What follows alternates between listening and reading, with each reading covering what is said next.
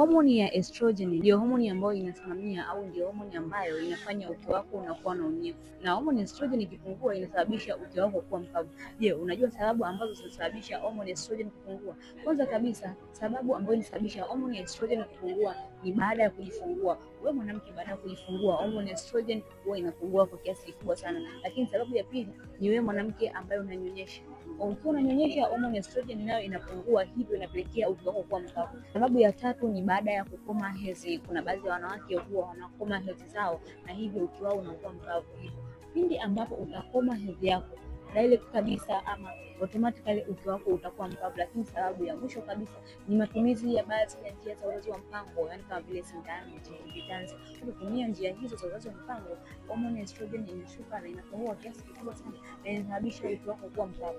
By the way, usisahau kwamba nimeweza kusaidia wanawake wengi sana wenye changamoto ya uke mkavu. Hivyo kama wewe ni mwanamke ambaye unapitia changamoto ya uke mkavu, ama unamtambua mwanamke mwingine ambaye anapitia changamoto ya uke mkavu, usisite kumwambia, mshauri, aweze kuchukua hatua. Kwa hiyo kama ni siku ya leo ambapo unasikiliza video hii, chukua namba zangu, nitafute SMS ama nipigie, niambie, nielekeze.